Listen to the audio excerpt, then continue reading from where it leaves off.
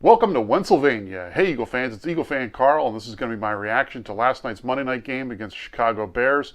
A great win, obviously against a team that's probably a little bit inferior, but anyway, you've got to win those games if you're going to try and be competitive later on, so we'll take it and we'll move on. But a great win by the team, and obviously the one thing you've really got to talk about in this game, once again, is Carson Wentz and how he played. His stats were not what they were against the Cleveland Browns, but needless to say, he still looks like he belongs there. I had said that even in the very first preseason game that he played in, that just from the jump, it looked like he belonged in the NFL. He has a presence out there that I think just speaks volumes. That's a maturity level that even his coach is saying that you don't see lots of times in veterans, and things that he's doing are guys that have been in the league for 9 and 10 years, is what Doug Peterson said, is what you see Carson Wentz doing. So the fact that he's able to settle into that role so quickly and so easily, I think speaks volumes for where he can potentially go and potentially take our team in the years to come. The only criticism, once again, I would have of him is he needs to probably get out of bounds or get down earlier and stop taking some of those hits, because they're going to start to take their toll eventually, and he's going to get himself hurt and land himself out of the game. So that's the one thing that really is the only criticism you can say about how he's played, because he's taking care of the football. He's not turning it over. I said in my preview that rookie quarterbacks on the road on Monday night were 1-15. Well, that's now 2-15, and it's largely due to the fact that he did not turn the ball over again for the second straight week.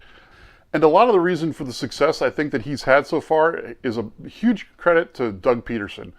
For those of you who followed my vlog back when the Eagles were doing the coach selection, I really like the idea of Doug Peterson coming in as a backup quarterback and someone that has sort of seen the league from the sidelines, knowing what to look for, and looking at the game from more of a mental approach. I really like the idea of him coming in and developing a young quarterback. And I think that is now really paying dividends for them. The only real hang-up I have for Doug Peterson so far, and so far it's worked out, but I think he has a little bit too much of a tendency to try and go for it on fourth down. He did it last week against the Browns in a situation where I would not have gone for it. It worked out and they got a touchdown.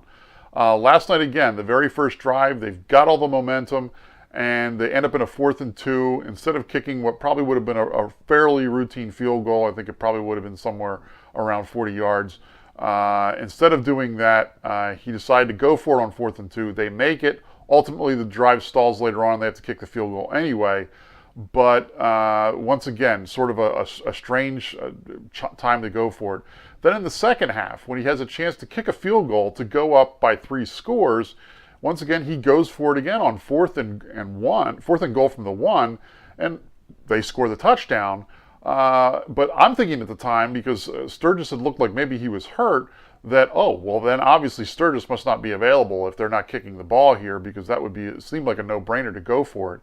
And in that situation, then once they score the touchdown, Sturgis comes out and kicks the extra point anyway. So I was surprised when that happened, because I thought, well, I guess they're going to go for 2 because Sturgis isn't available. So I thought it was really strange that that's what ended up happening, because you ended up sending Sturgis out there to kick an extra point that's longer than the field goal would have been. So clearly it was not about the kicker. It was clearly he just wanted to try and get more points. Now, so far in all 3 of those instances, him taking a risk has worked out.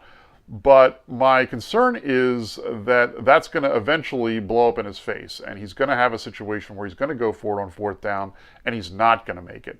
And then you really sort of put your team in a bad situation. And I say that it could be a problem because, in a situation like that, if their defense makes a stop, it really could give their team some momentum and try and get back in the game in a situation where, in all of those situations, you really sort of had the momentum on your side at the time, and a stop there might have turned things. So I really think it was an unnecessary risk that he took in some of those situations. I'm not saying that he should always either kick field goals or punt in those situations, but I have a feeling that if he continues to do that, eventually it's going to start to catch up with him. So that's my only real criticism of him so far, but at this point, everything looks great that he's been doing, and he's been making all the right decisions.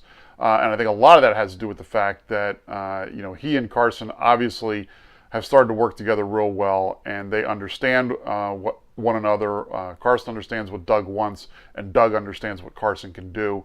And that much is clear, and I really think that Doug has put Carson in a great position to be able to have some success, and that's going to go a long way down the road towards his success in the future as an NFL quarterback.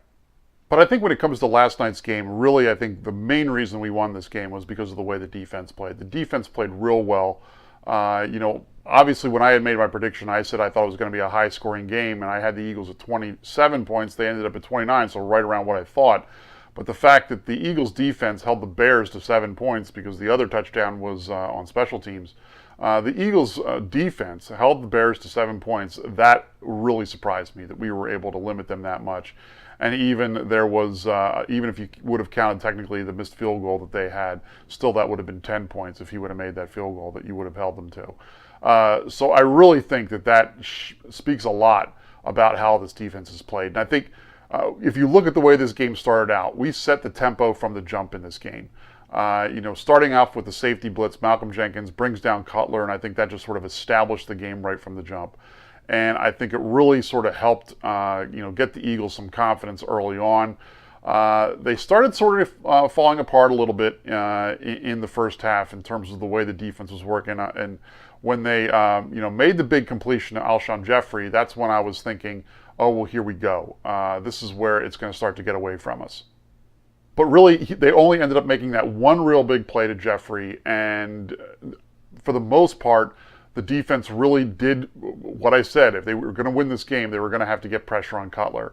And in the first half, that just meant limiting the points. But finally, in the second half, it started to really turn over to, well, exactly that, to turnovers.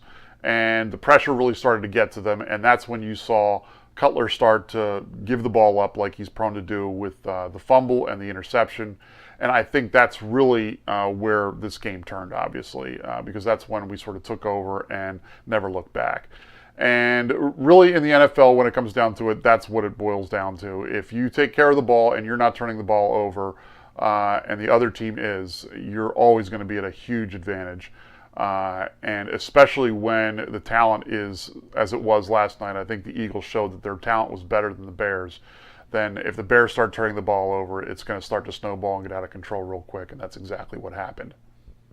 But while the defense, I think, was the reason we won this game, the story is still about Carson Wentz and the fact that he has continued to progress as a rookie quarterback and now has 2 victories under his belt. The statistic that really, jumps out is the fact that he is now the only quarterback since the merger to start his first 2 games as a rookie quarterback, win them both, and not turn the ball over in the process. So when you look at that fact, I think it really says a lot.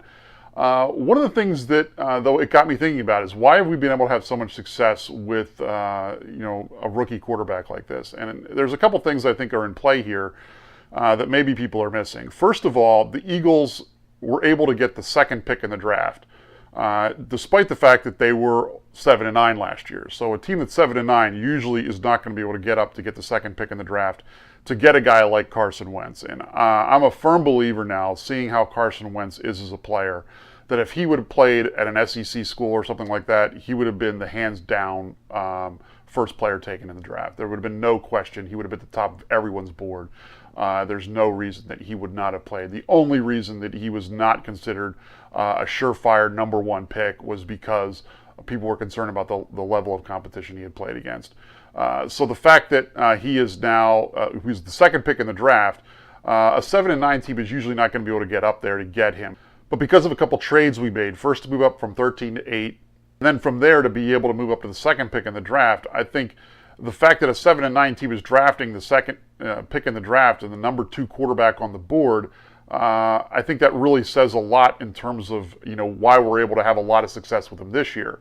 Factor in that the team finished 7-9 last year, but the more and more I'm seeing how this defense is playing now under Jim Schwartz, I wonder how good it could have been last year had they not been playing 35 to 40 minutes a game and basically getting worn out. And you could see that at the end of games, that the running game, that the other team was just able to run the ball all over us. I think specifically of the Arizona game in December last year, where they just ran completely all over us. And it's clear from looking at this team now I know there was a little bit of personnel change, but a lot of the core defense is still there that was there last year. We're fantastic against the run. And I think that that has a lot to do with the fact that we're fresh and we're not being expected to play as much as they were under Chip Kelly. And I really think that this team could have been a team that wasn't probably going to go real far in the playoffs, but had they played a more traditional offense and allowed the defense to do what it typically does, we probably could have finished 9-7, maybe even 10-6, and won the division. And Jim Schwartz now has come in, recognized the talent he's got that was there, and has really been able to build around them and build a scheme and a defense around them that was going to work and really allow them to have some success. And I think that's a lot of the reason we're having the success with the number 2 pick in the draft is a lot of those factors in play. The fact that we were a 7-9 team that was able to get up to the number 2 pick, and the fact that we probably weren't even a 7-9 team had the defense been playing a more traditional type of a game. So all those things into consideration, if you think about it, if you have a 10-6 team that has a weak quarterback and they're able to somehow get up and get the 2nd pick in the draft to get one of the best quarterbacks in the draft, you're going to expect that if that rookie comes in, you would have expected him to have a lot of success. And I think that's essentially what's happening this year. So it's really making me think, do I need to readjust my expectations for this season? Like I had said before the season, I had picked them at 6-10. Thought maybe 7-9 if they were able to win a game here or there that they weren't supposed to. But now it's got me thinking, should I be evaluating that and looking at the schedule again as to what games are winnable and which games aren't? I'm going to still reserve judgment because they have beaten 2 teams that are probably going to finish last in their division, and I'm guessing both the Bears and Browns are probably going to be drafting in the top 10 next spring. So let's reserve judgment and see how this week goes against the Steelers. The Steelers obviously are probably going to be a playoff team. So even if the Eagles don't win this game, but they play very well and they play close and they lose a close one, I think that's going to show me a lot as to what we can potentially expect out of this team. So I'm really excited to see what happens this week against the Steelers. I'll check back in again this weekend, let you know what my prediction is going to be for the Eagles-Steelers game on Sunday afternoon. But until then, fly Eagles fly.